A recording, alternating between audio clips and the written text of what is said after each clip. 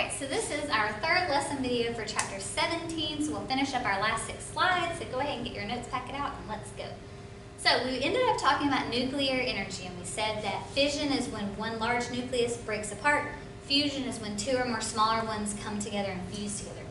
So where do we get this energy from? Well, we use uranium. So uranium ore is used in nuclear power plants. It's a non-renewable resource, so we can't make more as we use it up. 11% of global resources of uranium are located in the U.S., so we don't have a whole lot of it. Fission of U-235 is just a specific isotope of uranium. You don't need to know what isotope means right now. Later in physical science and chemistry you'll learn that. But it's just a specific form of uranium is what you can think of it now. It releases an enormous amount of heat, and whenever we can produce heat, we can get the energy from that. So in nuclear reactors, this heat is used to convert water into steam. So as this reaction or nuclear process is occurring, lots of heat's released. If we put that down into a big tub of water, then we can convert the water into steam. Then the steam can drive a turbine and generate electricity. So we're gonna build windmills in class, hopefully, depending on when we get back to school. And you can see that a lot of motors, if you can spin the turbine, it will produce electricity. So as the water turns into steam and rises, it'll spin a turbine, and that can produce electricity that we need. Nuclear reactors use controlled nuclear fission chain reactions to produce energy.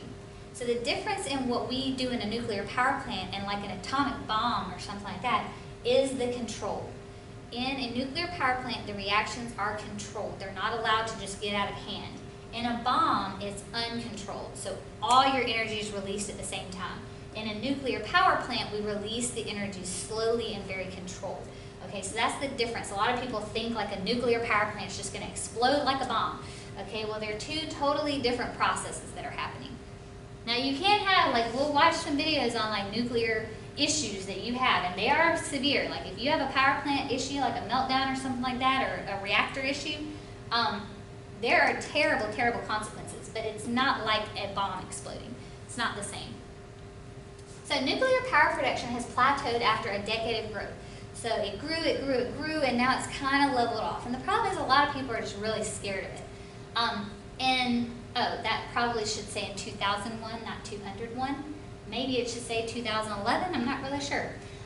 438 nuclear power plants in 30 countries were operating, and 67 more were under construction in 15 other countries. So supporters claim we need more nuclear energy. Like, oh, this is not as polluting as fossil fuels, so it affects the environment less than fossil fuels. There's less pollution because it doesn't produce any carbon dioxide emissions, and it will decrease how much we rely on other countries for our oil. You notice gas prices go up and down, up and down. That's because we have to get our oil from other countries, and we're stuck paying whatever they tell us it's costing at that point in time. But the problem is nuclear energy generates radioactive waste. Okay, so we're not releasing all that air pollution, but radioactive waste has its own list of problems. So there's spent fuel, there's coolant fluids and gases that are all released, and then they have to be stored because they're radioactive and detrimental to our bodies. Special measures are necessary for safe storage and disposal. So even though we're not releasing the same type of pollution that fossil fuels do, it's a totally different category. Radioactive is very, very dangerous for our bodies. So what are they doing to make sure that this kind of stuff doesn't happen? Like, we don't want to be exposed to this, because unlike in the movies, you don't become Spider-Man if you're exposed to radioactive things. So nuclear power plants cannot explode like bombs. However, accidents can cause radiation release. So we call it a meltdown, and that's when the metal encasing uranium fuel can melt, and then water can boil off and release the radioactivity. Radioactivity, again, is very damaging to our bodies. So nuclear industry considers major accidents low probability risk, but public perception of risk is much higher. So in reality, the chance of an accident from a nuclear power plant is very low. But because of the big, media coverage it gets, if one actually does happen, the public thinks it's terrible. Like, oh my gosh, don't put a nuclear power plant anywhere near me. There's involuntary and potentially catastrophic because they feel like, again, it might explode like a bomb. People are distrustful of the nuclear energy. Again, you're going to watch some videos about a couple of the meltdowns that did actually occur, and then you'll see why people are a little untrusting. Consequences of accidents are drastic and long-lasting. When we say long-lasting, we're talking about you may have been exposed to it, and if you have a child later in life, that child may still have effects of you being exposed to that radioactivity. Worldwide, there's really only been 3 major nuclear accidents since 1970. But still, again, when you watch the videos about how bad these accidents were, you'll understand why people are so scared, even though it was only 3. So what do we do with all these radioactive wastes? Well, there's 2 types. There's low level and high level. So low level are solids, liquids, or gases that give off just small amounts of radioactive energy. They're produced by power plants, nuclear medical facilities, and university research labs. Then there's the high level. Those are solids, liquids, or gases that give off large amounts of radiation. So as you can imagine, high level is more dangerous. These are produced in nuclear fissions in reactors. So the fuel rods and assemblies, the coolants, the airs and gases that come from the reactors, and the reprocessing of spent fuel. So kind of all the stuff involved in, those controlled nuclear fission reactions. Among the most dangerous human-made hazardous wastes, so that's the problem. Even though it's not producing all those air pollutants, it's very, very dangerous waste that we're dealing with. And then the problem is it's difficult to store. It's toxic, and it produces considerable amounts of heat. So that's the problem, is we have all this waste, and then it's like, well, what do we do with it? How do we get rid of it? How do we dispose of it? We can't just dump it in the ocean. We've already learned about that. And so that's the main problem with nuclear power, is what do we do with the waste? So what do they recommend? Like, what's the best case scenario? Well, the recommended storage is stable rock formations deep in the ground. So in other words, we would have to dig really deep into the rock underneath us and then bury this nuclear waste. Well, the problem is people object to having it stored under their homes. Okay, like, are you going to buy a house where they're like, oh yeah, by the way, for the last 10 years we stored a bunch of nuclear waste, but don't worry, we covered it up and everything, so it should be fine. Like, people don't want to live on that. There's currently no long-term centralized storage in the United States.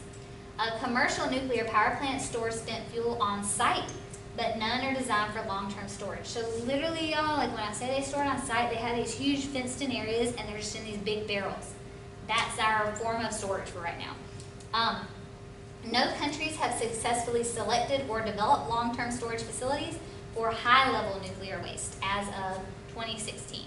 Okay, so like I said, the waste from the nuclear power plants is the biggest issue that we have. All right, so case study, the Arctic National Wildlife Refuge in 1980.